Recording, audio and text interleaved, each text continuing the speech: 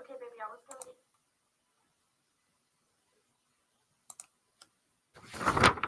Let's get a few people here first. Let's see.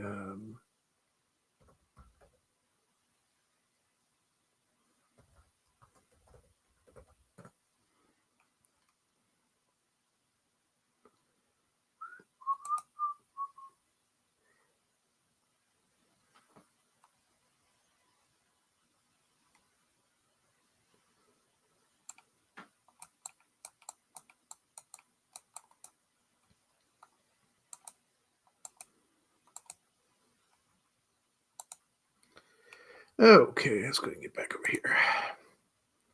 All right, we got a few people. Hey, Melissa, glad you made it. Sweet. Nothing but good news. We're going to kind of crank this out kind of quick. I want to let everybody know what has been going on. And we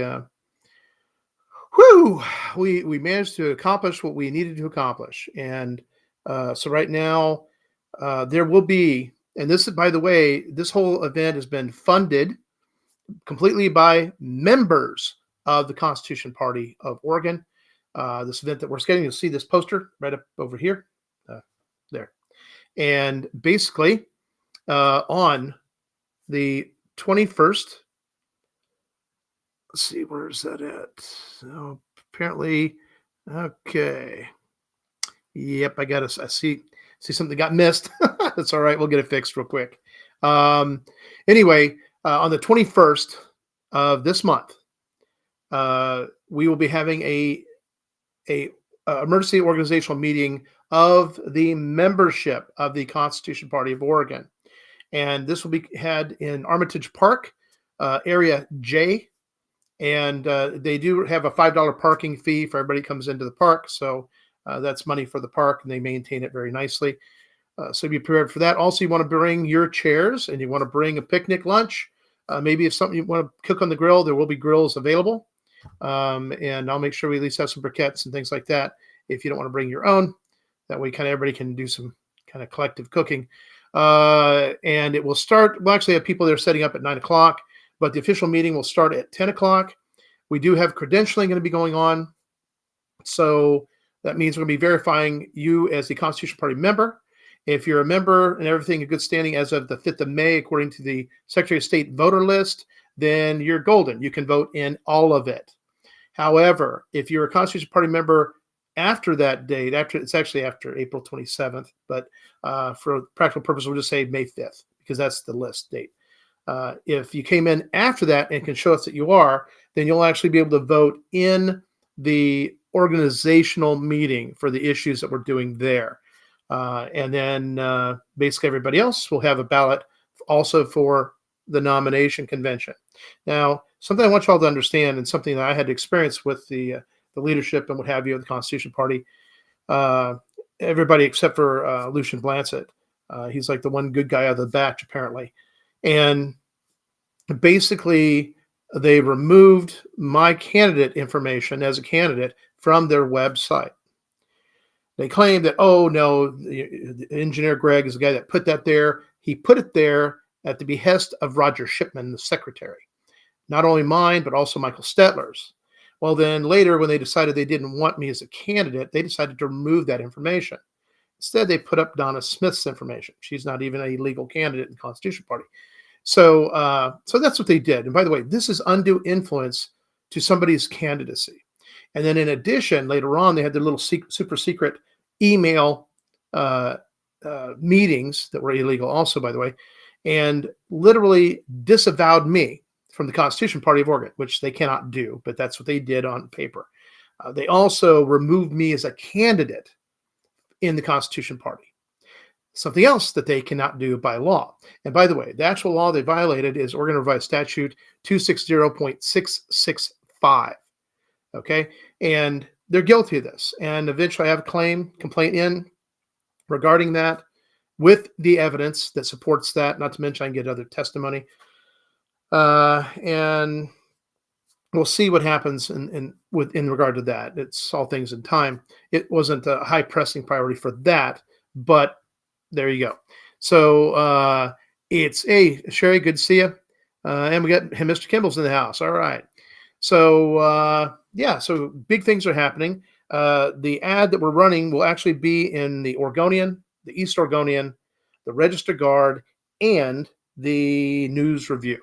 Okay, so that's 4 papers actually, and so you'll be able to find it somewhere in those papers. Um, got a pretty good deals on everything. That wasn't too bad.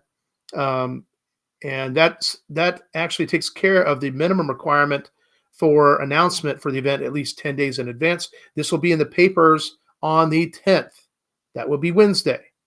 And that actually puts exactly 10 days before the day of the meeting on the 21st. 10 days in advance of the meeting. Oregon state law. This is what the Constitution Party is supposed to have been doing. And I heard from somebody that said they actually did one time a couple of years ago actually pay and do this properly.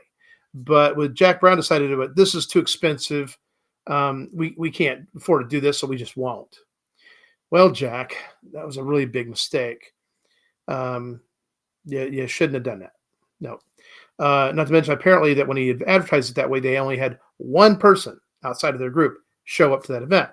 So, what are we doing different? How are we making sure that we get party members to this event? Basically, we're going all out. We have our flyer that has a little update we got to do for the 21st. I'm still trying to figure out why it was on there before. And let's see real quick. Come on. Let's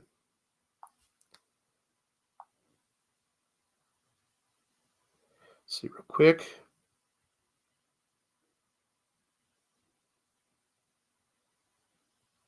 Okay, so that's just going down. So that's all set up. It's up and running. Documents that we need for the event: ballots, the rolls for all the counties, so we can take a look at you for your county. Go, yep, you're good to go as of that date. Okay, you get all ballots, and oh, you weren't, so you only get these 2 ballots. It's fair, best way we can do it. And then once everybody's done, they get turn them in. We do a count, and that way we have a hard paper count. And then we also probably it'll be published right then and there. You won't have to wait. What else? We also have other documentation ready. We have a new set of bylaws. These are brand new bylaws, because one of the things we ran into was that the bylaws that had been originally created for the Constitution Party, besides being grossly inadequate and also literally in violation of not addressing all that the Oregon state statutes require, the minimum requirements were not reflected in those bylaws. Okay, so it was so hammered, messed up, we literally started over. And we actually spoke with the National Constitution Party. We spoke with, I think, the Libertarian Party. We spoke with, I think, maybe even the Independent Party of Oregon, and basically got some insight into how they built their bylaws and how they have stayed in bounds with the Secretary of State regarding Oregon statutes. And let me tell you what, it was a huge effort. I had a small part in it, but there's a whole lot of other people that were involved in that. They did a great, awesome job. And it's something that every one of us can be proud of. So you'll be able to actually see a copy and kind of read it there, but also you'll be able to give us an email address so we can send a copy to you so you can read it at your leisure. Because at some point, we're also going to make this available. They've decided to set up a new website, fully updated, with all the information that should be there for members of the party. In a way, it's kind of a membership website for members, right? And it just literally reports information about the party. And that's going to happen. Actually, it's kind of happening right now. It's being built.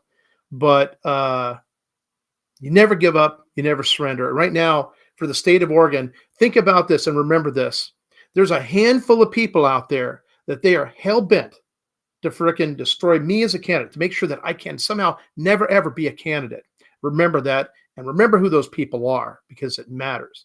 Now, I told you about the undue influence to my candidacy. Well, see, number one, I understand that law. And number two, I would never do that to interfere or prevent a candidate, a legitimate candidate, from being a candidate in the Constitution Party of Oregon nomination event. All right. So what we had to do, the group of people, is actually go through all the candidates that had been originally listed in the last nomination meeting and evaluate them and determine if they actually could be legitimate candidates for the Constitution Party.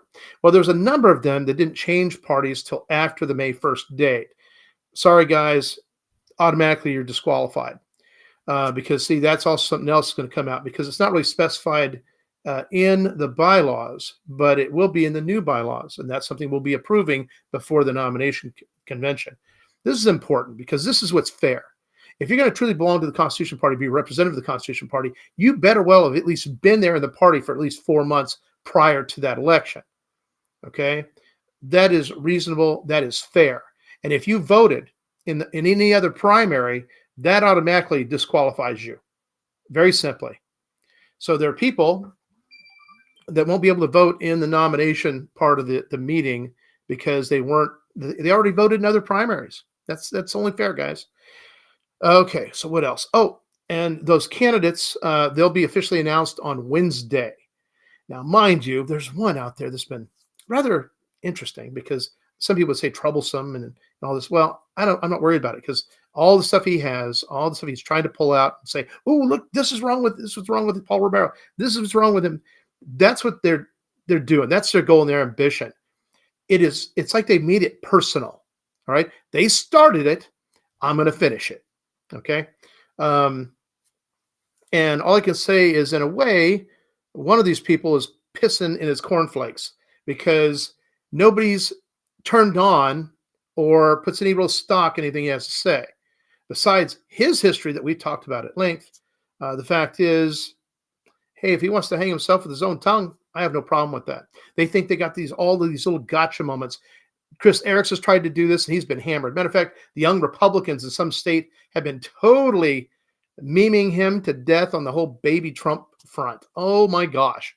It's pretty dang funny, actually. Listen, guys, we're in a war, and certain elements have quieted down out there. Haven't heard really anything out of them. We have a witness that apparently felt threatened by somebody, not in our party, but somebody else, and basically kind of pulled into their hole. Good news is we already have certain information and other witnesses, so we're covered for that. But the fact remains, and that's not even really important right now because that candidate is fully and totally out of it. Who am I talking about there? Donis Smith. She is not, cannot, and will not be a candidate in any Constitution Party nomination on this cycle. Next 2 years from now, yeah, I guess she could run if she wanted. But understand, everybody in this state is going to know exactly who she is and to know exactly what her history is and realize that she's just a big, complete, total fraud. Now, I don't know about y'all, but everybody has a history, right? And for me, I had a business once in Iowa that, man, I worked 90 plus hours a week. I worked myself practically to death. And I did everything I could to make that work. And what I found out was that my parent company, they were pumping and dumping the stock for their company. And as a broker for Payne Weber, I had a chance. That's what I did before I started this business. I was really excited about the business, it's coding business, and I had other ideas on what it can be used for. And I really pushed the envelope, and it was awesome. But I started listening in, and I started listening to different key people in the company, the parent company, bragging about things. And they were trying to get me to buy all this stock. And I'm like, wait a minute. Number one, I'm not in a position to buy the stock, but I was like, something was wrong. And what I figured out is that these key guys that had come into the company were pumping the stock up to dump it and to cash in and walk away. Well, I figured out what they were doing. And being the ex-broker that I was, in good standing, by the way, I contacted the SEC. And I reported what I knew. I reported who I knew more. And guess what? A bunch of those guys went to jail. Oh yeah, the SEC was harsh. Boy, they went after it. The downside is it kind of wiped out the parent company. We already had a problem with materials being supplied. And when I first started the company, there were people pretty excited about what I was doing in this business and wanted to help out. And they came on board as small investors and nothing real big or anything, only a few $1,000s each. And then, as with any investment, the potential exists. You can lose it all too. And unfortunately, that's kind of basically what happened because at some point, not being able to get material on time, the quality was a little questionable sometimes.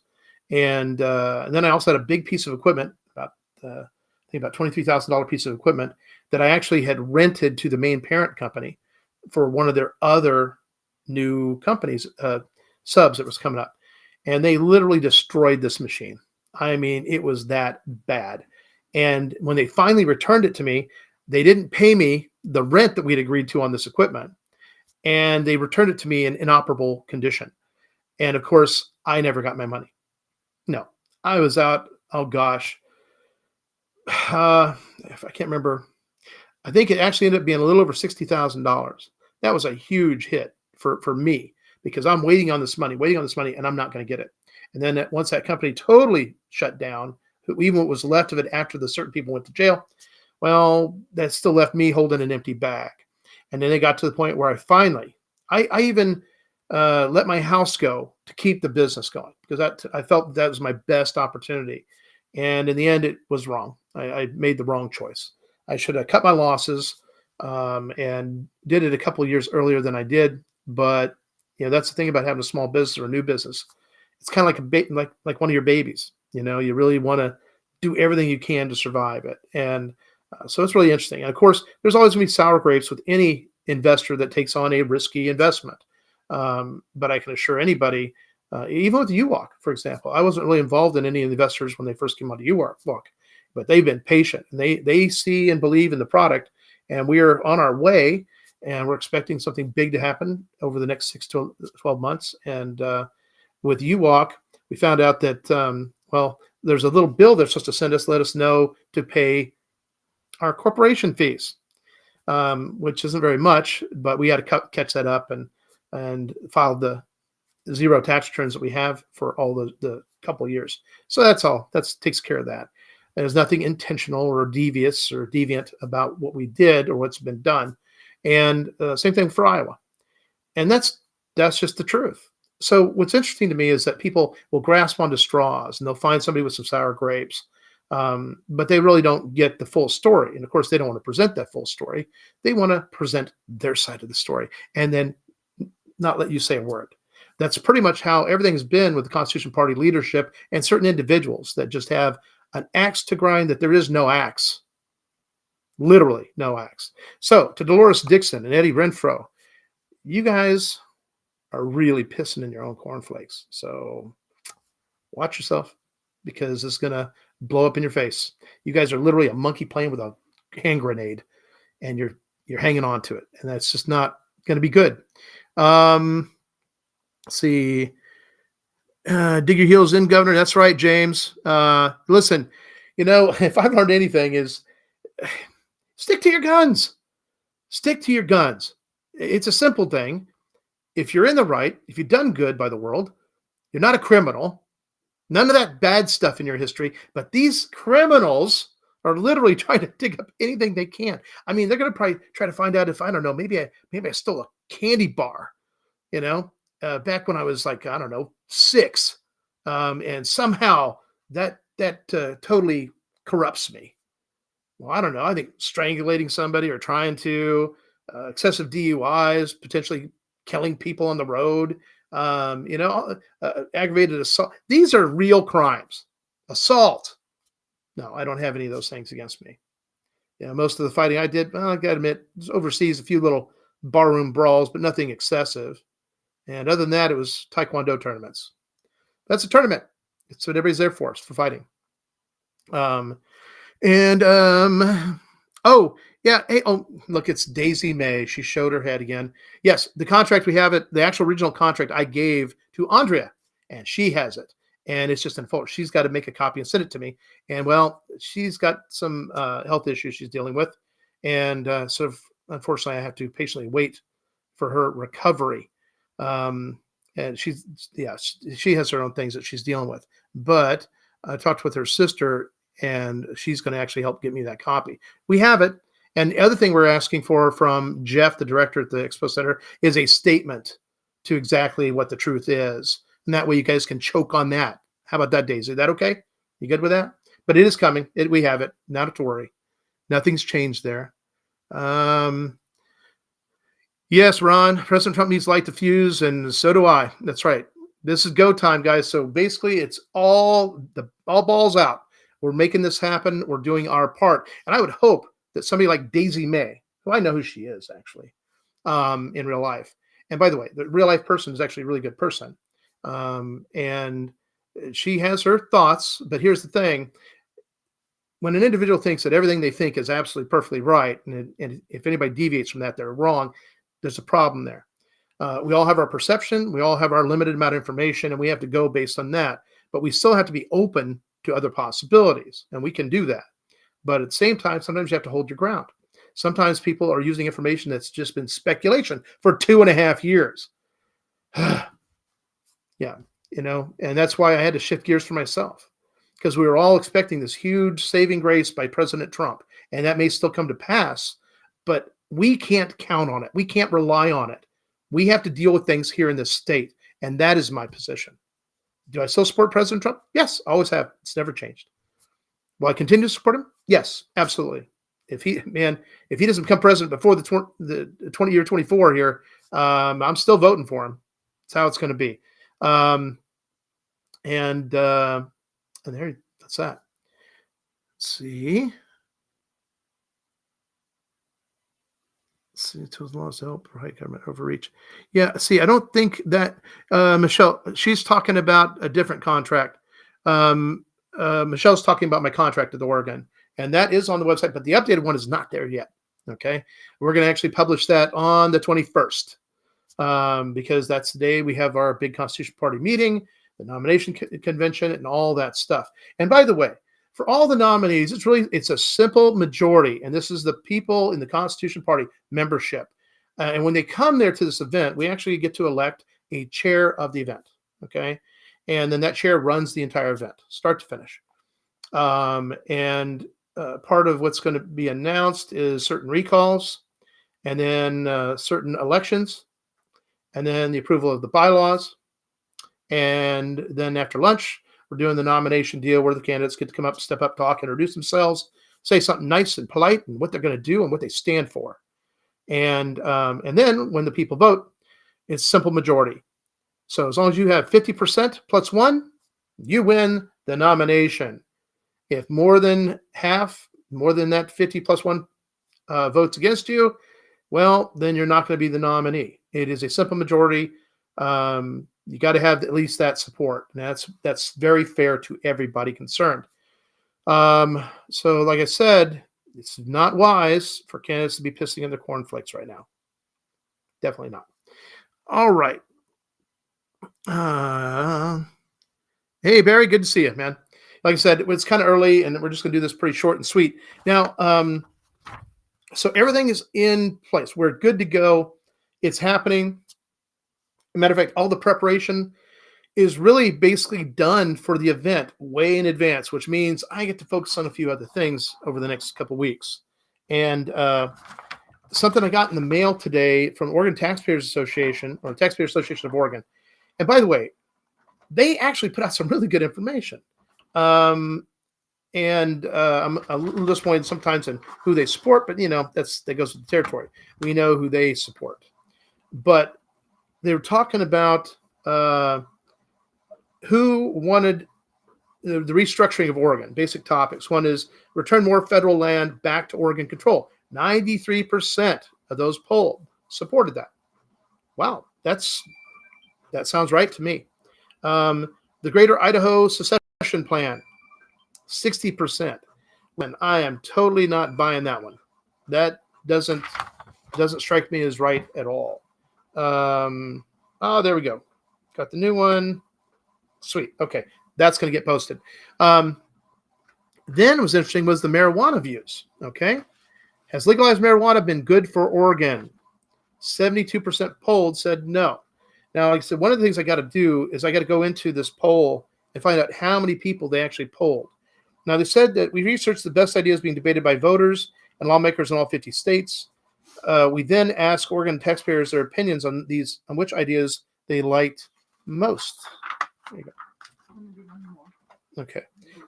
Let's see. I didn't really see any information. Methodology.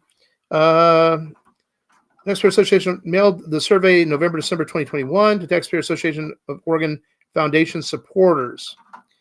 Okay, that's a very limited scope. It is effectively a straw poll, limited by unscientific methods, massive in size with between 2,000 and 3,000 respondents.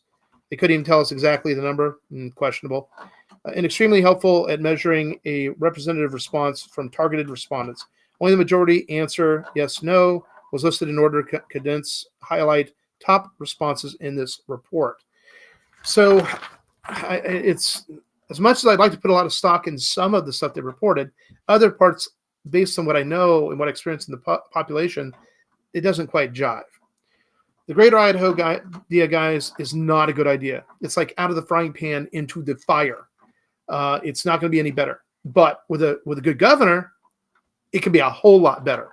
And to me, Oregonians should be putting their chips on that horse. So anyway, see, they're talking about diverting more marijuana tax funds towards police. 56%.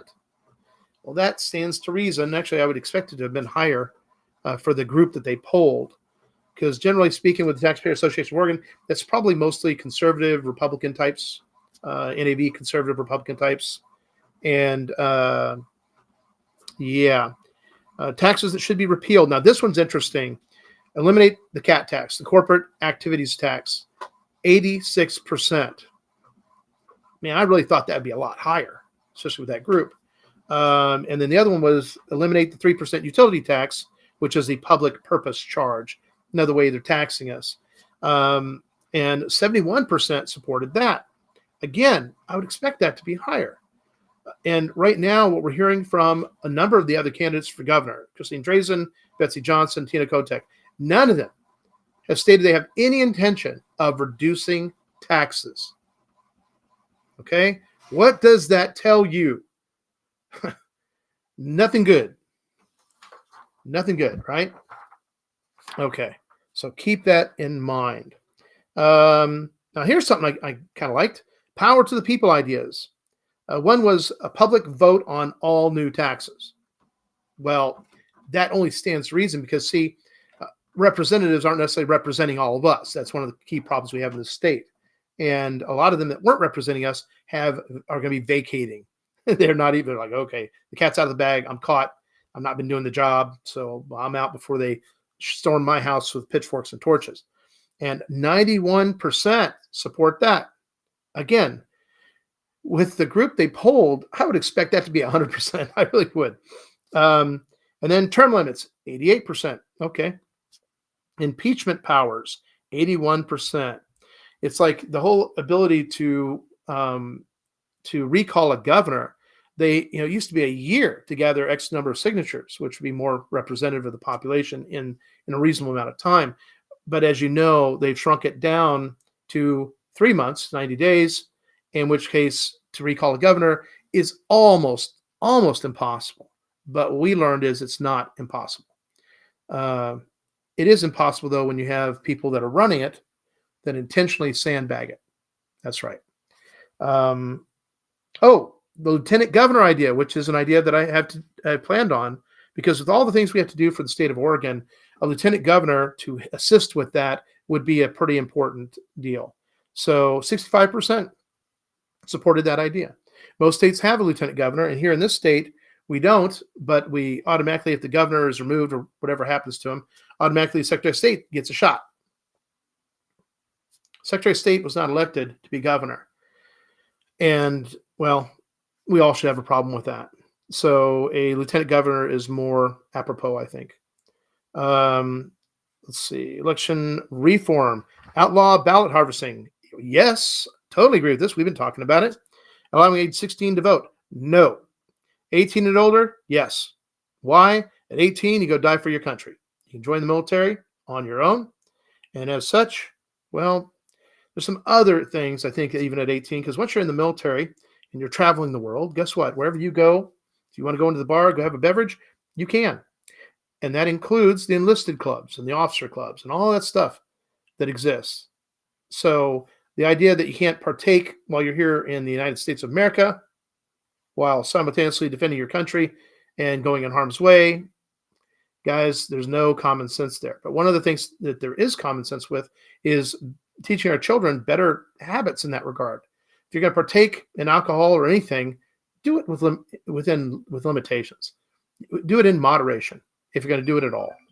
And not everybody is affected the same way by these things. I get that. And well, you're going to have to be responsible people. We always hear about people say, well, it's about being personally responsible. You're right. To be personally responsible about yourself.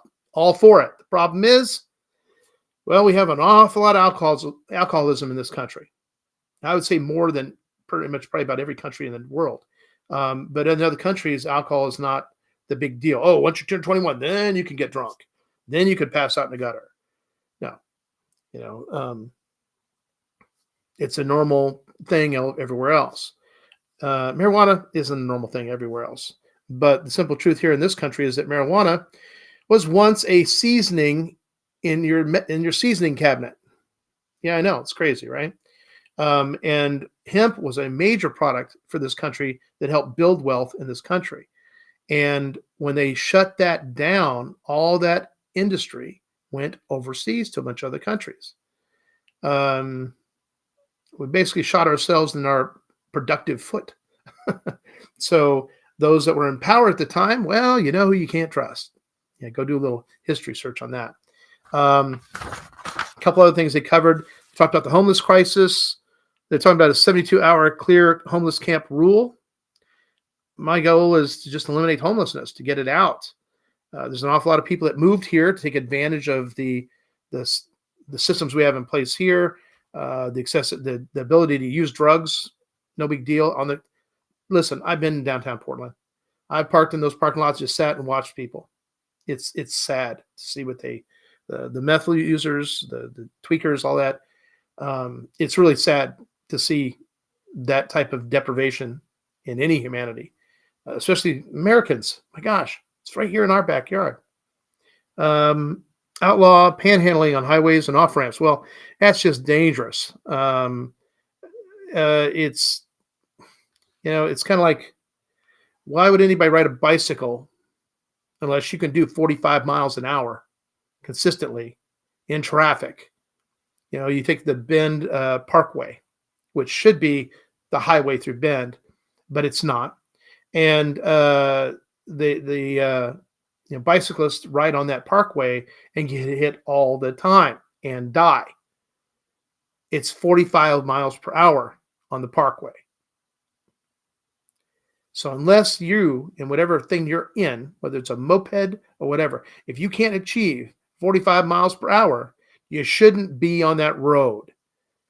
And my attitude is, in Bend, they need to set it up to be the actual highway cutting through there and get that speed at least up to 55 miles an hour, and negate the bicycle traffic on that road and offer some alternatives, whether they're bicycle overpasses or underpasses or something like that. They don't necessarily need to be riding on the highway. What else we got? Increase government spending on affordable housing. No. And I'll tell you why. Because we have to create an environment here in Oregon where housing is affordable. Number one, the land should be affordable. Number two, the excessive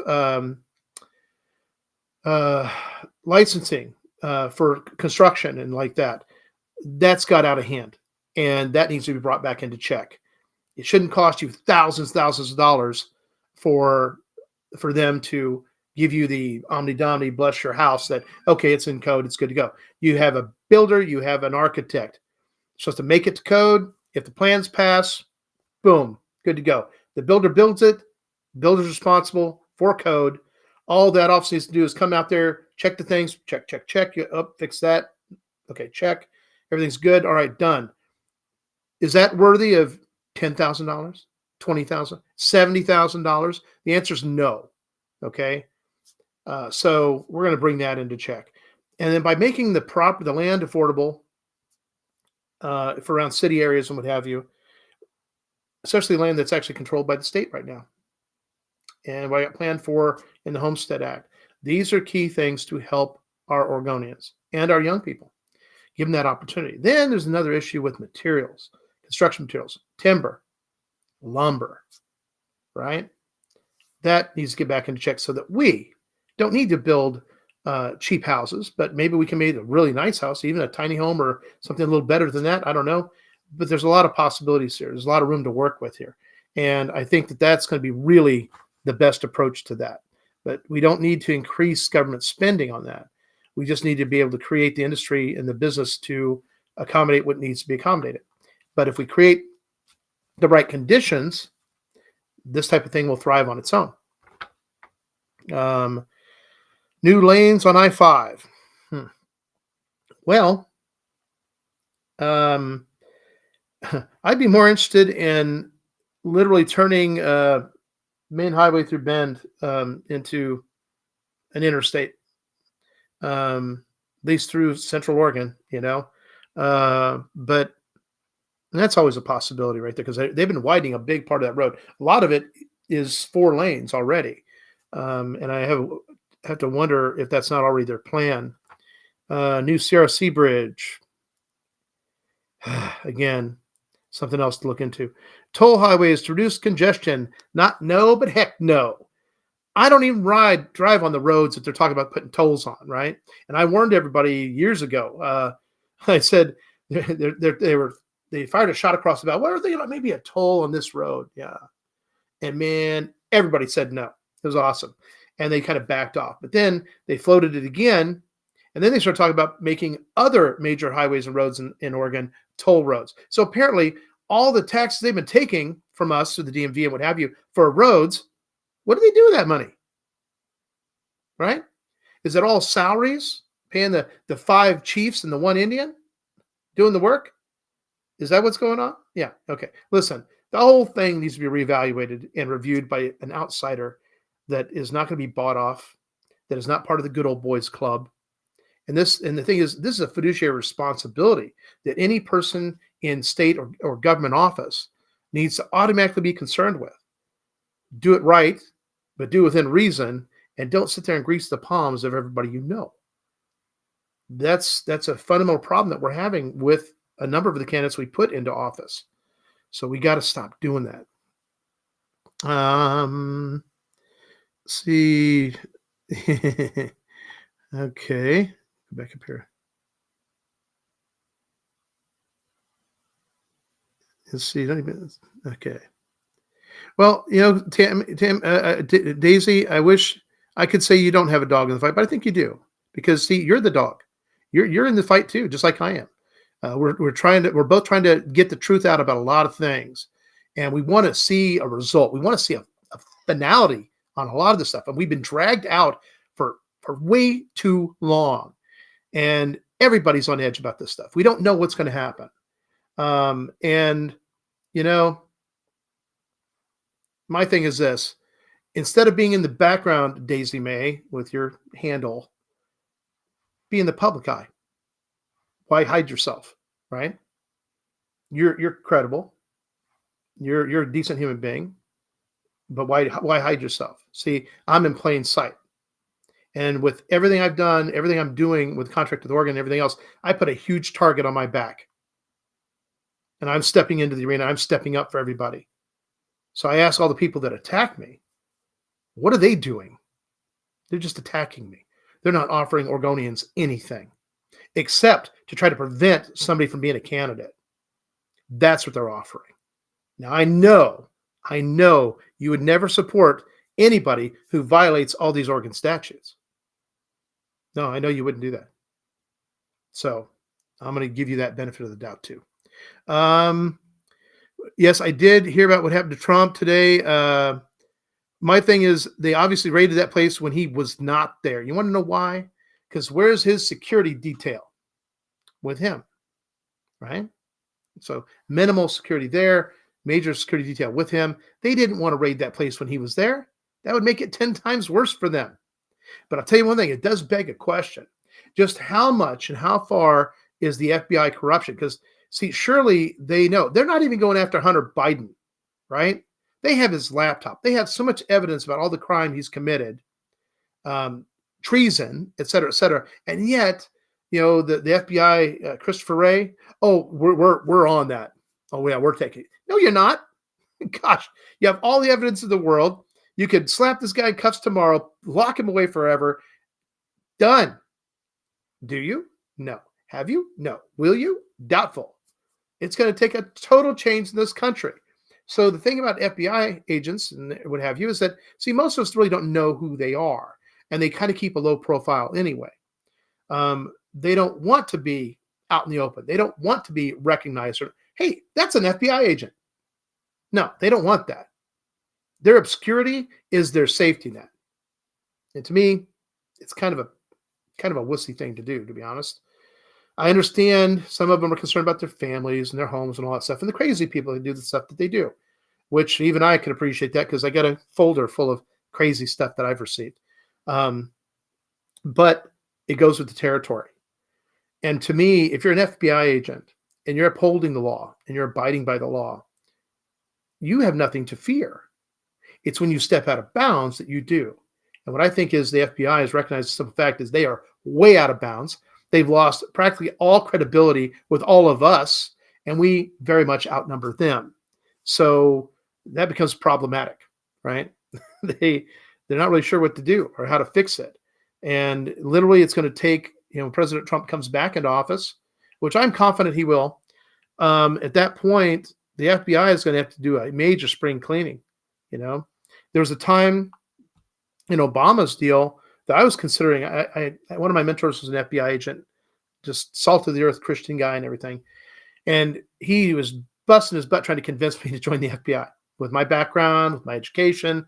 And I was just like, I'm not too sure, And when Obama got in office, I was like, not happening. I'm not going that direction. No. Because I knew if I got in there, I wouldn't be there very long. No. I'd be one of the whistleblowers. And you know what they do to whistleblowers, right? So, but anyway, moving right along here, law enforcement and privacy, banking privacy safeguards over law enforcement access. Well, I think that's, it's invasion of privacy. They really shouldn't have any business in your bank accounts. Next, that was 95% approved that. Electronic record safeguards over law enforcement access. Yeah, the simple fact is you have your laptops, you have your cell phones. This is your personal property. And just because they pull you over really shouldn't give them full access to everything. They better have serious probable cause, And in this day and age, with your laptops and the way they're accessible and the fact that our firewalls, come on, NSA could come into my computer anytime they want and copy down everything. Not a big deal. They could do that. And I know they can do that. But there's nothing on my computers or any of my thumb drives or anything that's incriminating or bad or illegal or anything like that. So do I worry about it? I really don't. Do I have a problem with loss of privacy? Yes, I do. And the more we keep sacrificing that guaranteed privacy deal, the worse things get. They take an inch, eventually they've taken a whole mile. And when it comes to your liberty, your freedom, and your sovereignty, these things, we cannot allow them to be invaded or imposed upon. And it's important that we stand our ground. In education, expand parent access to school curriculum, 100%. Listen, this should be standard because, see, what I learned is that those left-wing nuts in the education system, when their garbage, their laundry is exposed publicly through that, they shrink into their corners because, see, they know what they're doing is wrong, fundamentally wrong, and they know it. As long as they can get away with it, they're gonna. But as soon as we put a system in place where they can't, everything changes. Teach atrocities of communism curriculum. Listen, all things should be taught. Communism, fascism, all the isms. Matter of fact, that cartoon about the isms. You guys know what I'm talking about. It's an old one, but it's still accurate to this day. It's important for everybody to truly know history and understand it. And you know what? No matter what you teach them all, you still end up with some that go left. Maybe it's how they're wired. I don't know. But next one. That was 88% that approved of that. Allow education money to follow students to school of their choice. This should be 100% coming from the people that get this document. The simple fact is this: whether it's homeschooling, wherever the dollars are normally allotted to a child in the state of Oregon, taxpayer dollars, they should follow the student wherever they go. Private school, public school, homeschool, right? Um, Tell me you won't see true education competition, because then it's about, oh, shoot, we better get our curriculum up and where we actually teach these kids something instead of promoting the whole COVID debacle and fraud on everybody. Yeah, this is good. So they're actually addressing all the issues, and I like that. I just wish they had a better cross section of everybody in the state to show where it really stands. So it was a good effort, I think. It at least brought out the issues, talks a little bit about those things, gives us a pretty simple, easy view of what a conservative would be on this. But obviously, it's just short. It needs more data, more information. But I think one thing is this: part of Oregon, we have to unify all of us, because, see, all these things affect us. But there's a lot of people who don't understand how the cat tax affects them, their groceries, the fact that their pharmacy is no longer in existence. The place they got the cheapest, best drugs they needed is now gone, and they're stuck buying more expensive pharmaceuticals from some other centralized place that's not convenient for them. These are the things that we pay for when they pass things like the cat tax. And, again, not everybody understands when they read even an Oregon statute or when they read a ruling from the Secretary of State. They don't fully understand what they're reading. And that's a real big problem, especially for, Jack Brown, Roger Shipman, and apparently Bob Ekstrom. So let me tell you, I want to read you this. This is Oregon Revised Statute 260.685. It's titled Elections Official Compliance with Directives of Secretary of State. An elections official shall not knowingly fail to comply with an interpretation made by the Secretary of State of any election law or a directive, an instruction, or a rule made by the Secretary of State. Okay? Now, here's the deal. For the Republicans and the Democrats, the election officials are pretty much county clerks and their staff and people on up. Now, for a minor party, it falls pretty much to the executive committee, chair, vice chair, secretary, and maybe treasurer, right? And the Secretary of State's ruling on August 4th, if you haven't read that, you need to. But basically, my complaint, I want it completely, top to bottom, okay? And she cut them off easy. She let them off real easy on the fines.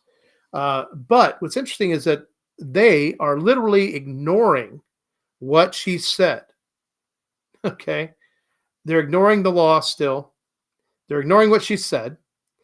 And they made a little attempt to improve their bylaws with a comma here and a couple of little things, which basically just gives Jack Brown more power and control. And it does not do anything to make their bylaws be in compliance with Oregon statutes. And that's a problem. But they don't see it that way. They think they get to keep making up all the rules. Handful of people control everything. Now, I know Daisy May doesn't support that, not one bit. So I'm happy to report that. But, this is what we get to deal with. And the thing is, I told you guys, never give up, never surrender. I promise God I'm going to put one foot in front of the other, no matter what adversity comes my way. And whatever truth needs to come out is going to come out. And that's what needs to be done. Let's see. Yeah, I'll tell you what. Yeah, the FBI has been definitely turned into a brown shirt agency on behalf of President Biden. However, Nancy Pelosi's comment about we need to embrace the whole build back better of policies of Obama. Where is he? Yeah. Let me tell you what. You want to know who's pulling the strings right now? It's Obama. He's the one puppeteering Joe Biden. Hey, Patricia. See, it's Boomerang Day. Just see the number of patriots outside Mar-a-Lago. Trump has the final nail in Biden's coffin. Yep, wouldn't surprise you. Thank you, LD. FBI set a precedence with this raid to arrest former president. Yeah, let me tell you what. I think Obama's going to arrest for something totally different. It's going to be treason and impersonating a citizen to be a president. Yeah, China's got to go away, Michelle, 100%. The whole Oregon-China Council, how exactly does that benefit Oregonians? I know it benefits China and the Chinese. It does not benefit Oregonians. That is a lie. Yeah, Barry, it wouldn't surprise me. Come on, the FBI sneaks in there with nobody else really there. And they come in, they broke into a safe. Oh, look, we found this. Did you? Really? Yeah, probably not. Fellow student, yes, private school is a fortune. Yeah, well, here's the thing, guys. If you want to send your kids to private school, you're gonna have X amount of dollars from the state. You're gonna have to make up the whatever's left. But like I said, I had public school here in Oregon up to 1984, and that's when I graduated high school, Kirk County High School, and that public education set me up for everything I'd done. You know, I maintained over a 3.5 cumulative GPA in courses of workforce education and development, mechanical engineering, and mathematics. Yeah, I'm going to say that my education, public education, was good to go.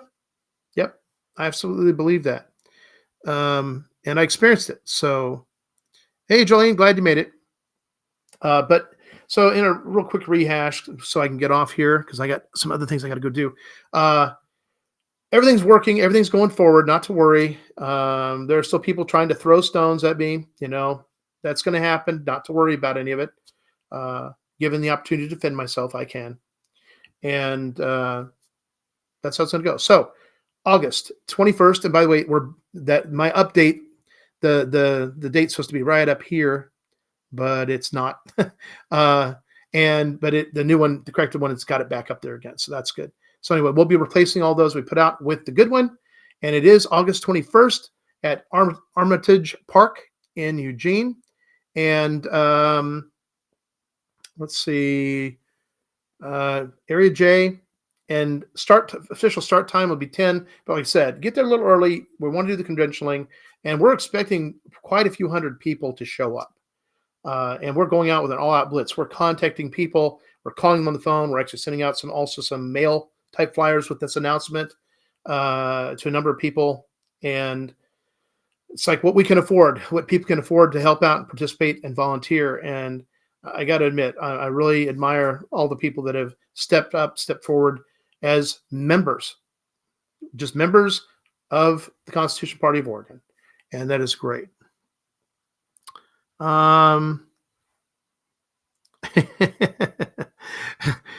Thank you, LD. LD says, one of the things that I admire about Paul is that he doesn't sugarcoat anything. He tackles issues and trolls head on. Oregon has been held captive for 50 years. It's time we break free. This is not the time for fake personalities just to win an election. So sick of fake people. Paul says what he means and does what he says. He's not afraid to be himself. He's not afraid to tell the truth, and he's not afraid to light the cannons. That's right. It's go time. Our founding fathers didn't get anywhere by being meek. Hold the line, Paul. Thank you. I will definitely do that. You know, this battle that we're coming into, guys, most people really don't know or understand what's there, but we cannot afford a meek marshmallow governor. Cannot. It's going to be 10 times worse for everybody. And I can tell you now, the attacks on me between now and November are going to be huge and from everywhere and all kinds of stuff. And ask yourself this question: why are all these attacks coming at me, the one conservative in this fight? Because the other three are definitely not. The other three are left, period, including Christine Drazen. She's a super rhino. So why aren't they going after them, diving into all their details? Because think about it. If you're involved in our legislature that's been basically corrupted for how many years? Yeah, imagine the payoffs there. I mean, Christine Drazen is one that talked county commissioners or different districts to accept, $2 million, $4 million payments in light of Kate Brown's basically attempt to pay them all off, right? And Drazen supported that. I most certainly did not. Our representatives should not be able to be bought off, not by our governor, not by anybody. And that's exactly what was going on. Yes, Jennifer, I look forward to seeing you there. And remember, bring your picnic lunch and your beverages and what have you. Bring your seats, bring your chairs. If you got a canopy you want to set up, there'll be plenty of room for that.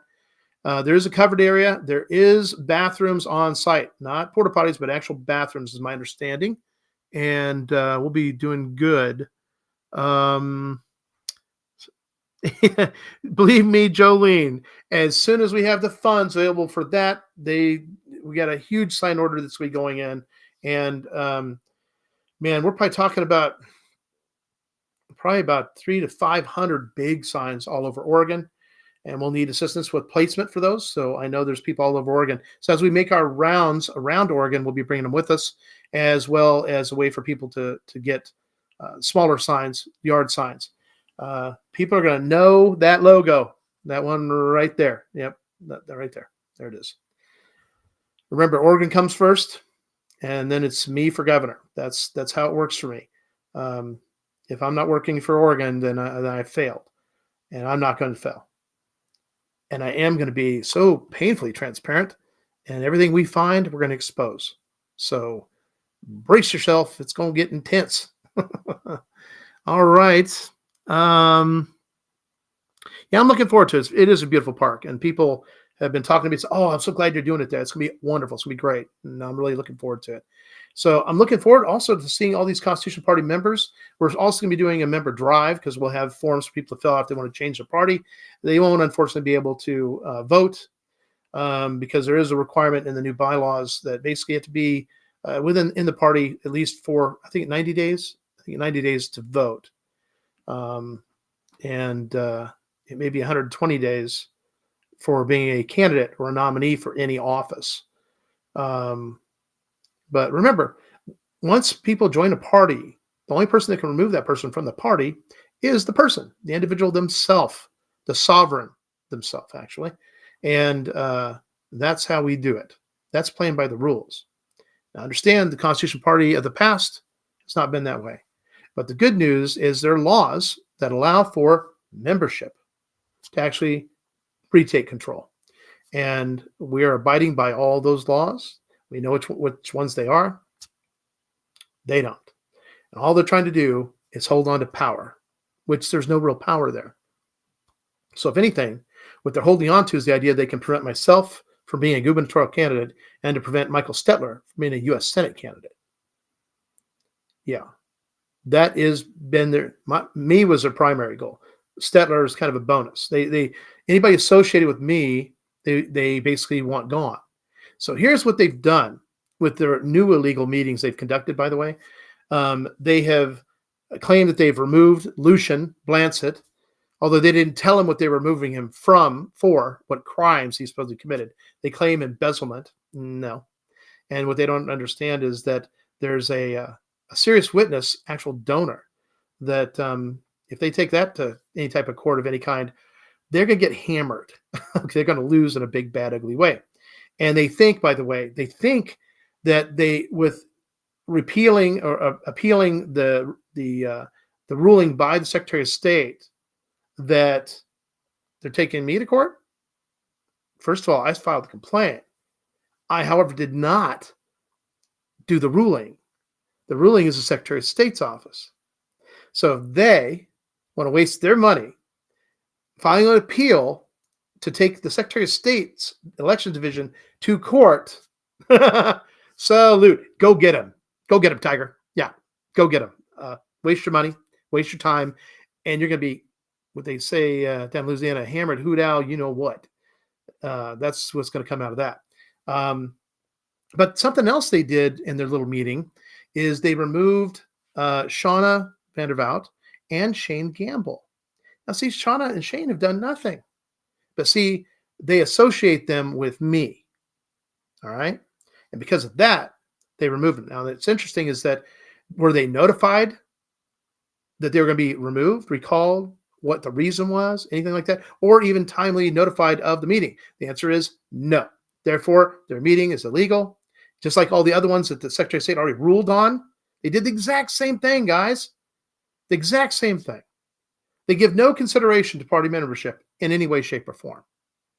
And you want to talk about a fascist tyranny running the Constitution Party right now? Yes, it's true. But not for long, right? So I know they're all freaking out. They're trying to figure out, man, what else can we do? What else can we do? Surely he pulled some girl's hair in kindergarten. Yeah, that's it. Yeah, we're going to convict him of that. I'm being attacked by criminals, real criminals. Remarkable. But that's what happens with people. I don't know. Is it mental illness? Don't know. We're going to find out, though.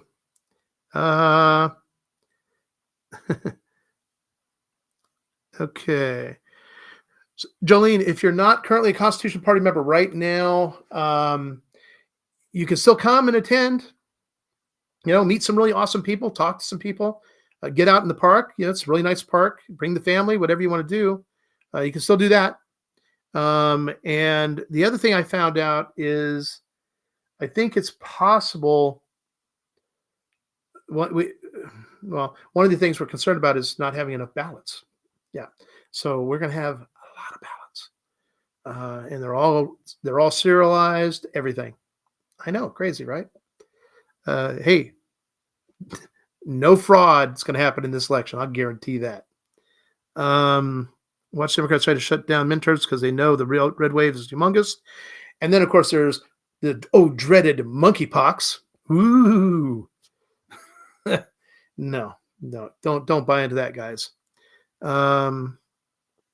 Yep, the puppets running the state.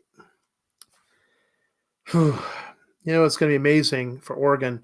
You're going to see the biggest, fastest turnaround if we just get the right people in office. Oh, yeah. It's going to be remarkable. And people will be like, wow, we're going to have a channel designated alive that basically just gets on. Okay, here's what's going on. Here's the play-by-play through the day. You're going to get a daily update. If you want to get on there and get a quick summary of the day, you're going to get that. And that way you know exactly what's going on. The other thing is this. If we have elected people in office, okay, and they're doing something wrong, to me, that should very simply be made public. Because, see, a lot of them think that if they get caught doing something wrong and they resign, that somehow they're absolved of their sins, right? Traditionally, that's how it goes. They just kind of back away, fade off into the dark, and boom, they get away with whatever they did, and we just let them go. No, that is not what we're going to do. Let's see. Oh, gosh, dang it. What was it? Oh, there's something that was on the tip of my tongue. Anyway, we'll get back to it. Don't forget they're mostly peaceful. Yeah, the mostly peaceful riots. I got news for you. We're going to adopt Ron DeSantis' policy on rioters. Oh, yeah. It's in my contract with Oregon. Go read it. It's there. Yeah, Michelle, in my lifetime, it is so frustrating when you see bad people get away with stuff. It's just not right. And their attitude is, well, I got away with it, so it's okay. No, it's not. Because there's an innocent you violated in the course of whatever it is you did, and you should be held accountable for that. And I guess I rather enjoyed the whole Equalizer series, right? Accountability. Yeah, I believe that should happen. The fires, they started across the state. Oh, believe me, Barry, there's so much stuff I'm going to have to dive into and get investigators involved in and get to all the truth. But here's the good news. When you have all that bad stuff in a given environment, you can't hide it all, right? And also, there's usually a lot of witnesses. And you go for the small fish because the small fish have no problem giving away the big fish so that they can kind of fade off into the darkness, right? But of course, they still have to testify. And will still probably lose their jobs. Yeah, and potentially even their retirement. We'll see how that works. But the thing is that there has to be enough of a deterrent to get them to say, you know what? I was not involved in all that, but I know what happened. I know who did it, and I can testify, and here's my evidence. Here's where I know where the bodies are hidden. Salute. Good job. Thank you. You actually did something positive for Oregonians. I appreciate that, and we'll work on your sentence, that type thing. That's what I think needs to happen. And anyway, with that, I do have to wrap this up because I got to get ready to go somewhere. Thank you all for being here. And like I said, share the new flyers. You'll see them on Facebook. You'll see them in the Lions Den and the Paul Romero for Oregon Governor page. And let's see. Yep, I got to get going. That's a reminder. So thank you very much, guys. Y'all take care. Hugs, kisses, love to all of you, and blessings. We got this. We figured out this way a long time ago, and we knew we couldn't put it into action until the ruling we got. And once we got it, boom, we were off to the races, ready to go. All things in time. Sometimes being patient is one of the hardest things we have to do. But ultimately, if you've taken all the action you can take, you got to be able to rest with that. And fortunately for me, I've been able to do that. But we got a lot done, and that's what's put us here. So thank you again. You guys have a great night. God bless. We'll see you again soon.